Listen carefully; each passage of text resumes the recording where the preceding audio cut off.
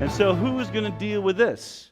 When this is what our schedule ends up being, because these people will vaccinate for every microbe and piece of flint or fleck on the planet if they can, who is going to test all of these for safety before they hit the market? Who's in charge of that? Health and Human Services. This is how this works. The 1986 Act takes all liability away from the industry, puts it on Health and Human Services, which oversees FDA, CDC, HRSA, and NIH.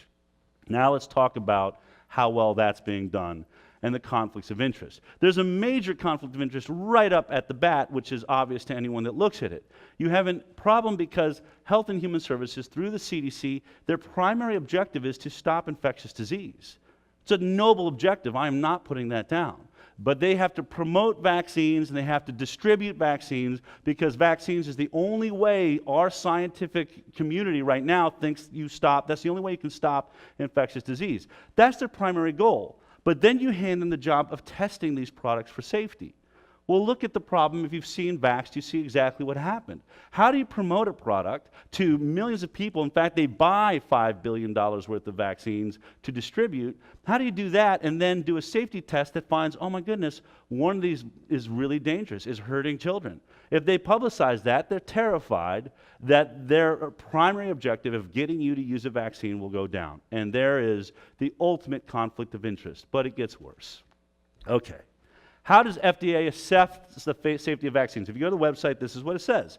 Vaccines undergo rigorous and extensive testing to determine their safety and effectiveness. Okay, that is true for drugs. How does that mean? If you look at drugs, this is how a drug is approved. Lipitor had a 4.8-year safety review period with a placebo group. The scientific method for achieving safety in a product that's injected or swallowed is to have a double-blind placebo study, an inert placebo. One group gets Lipitor, the other group gets a sugar pill that's painted just like Lipitor. Neither the scientists nor the people involved in the study know which one they're getting. Then at the end of the 4.8 years, they put it all on a graph on a computer. We find out what were the rates of cancer, what were the rates of autoimmune disease, you know, all the different types of questions we have, and then it's unmasked. And then the scientists and everybody finds out, did the drug perform as safely as the inert placebo? You all had some sense of that if you went to high school science. That's how it's done, okay? It's obvious. Enbrel, same thing, 6.6 years, that got a saline injection. Now here's the question. Wouldn't you assume vaccines are going through this exact same process? Because I know I did. I know when I worked on the doctor's television show and people said vaccines are dangerous, I was like, well, that'd be, I mean, yeah, sometimes things like Vioxx slip through, but I'm not seeing some big lawsuit or something outing vaccines. Certainly they're going through this process. Take a look at this. This is the hepatitis B vaccine that's given on the first day of life. Hello, welcome to the world. You're gasping for your first breath, and we're going to give you your first sexually transmitted disease called hepatitis B. By the way, just like AIDS, is not, the only way you contract it is sharing needles or being sexually active with prostitutes or promiscuous sexual behavior. I don't know how you plan on raising your one-day-old infant, but hopefully there's going to be a long time before this vaccine is even needed. But look at this safety review period. This comes right off of the vaccine insert itself. I'm not making this up. 4 days. They injected the children, and then 4 days, they look good, put this on the market. The other product, so that was GlaxoSmithKline's, Merck, 5 days. And was there a placebo group? No. No inert placebo to test against to see, you know, anything. They just put this right on the market into day-one-old babies. I don't know how many of you have babies, but that is the most fragile human alive. And remember what I said at the top? We have more babies die on the first day of life than every other industrialized nation combined. You know what they don't do? They don't give their babies hepatitis B vaccines on day one. And look at this. Polio. 48-hour review period, and this is great. This is another trick they do. Oh, we do placebo studies. The placebo group got the DTP vaccine. The deadly vaccine that's killing 10 times the amount of kids in Africa was how we approved the polio vaccine. One group got the polio vaccine and the other group got DTP. They seem to have about the same amount of adverse events and risk profile. Polio looks good, put it on the market. You can't make this stuff up, and it goes on and on and on this way. We literally said to the heads of National Institute of Health, CDC, HHS, are we missing something? Is there somewhere where a real inert placebo study is being done in a file in a computer system we don't have access to? Because we believe we'd like to see that. And they hemmed and they hawed and they sort of shuffled in their chairs, and eventually they said, no. No what? No, you're not going to show us? Or no, you don't use the scientific method to approve vaccines for safety? No, we don't use placebo-based studies. Why? This is what they said. Because it would be unethical. That's right. Unethical because we believe vaccines are so fantastic.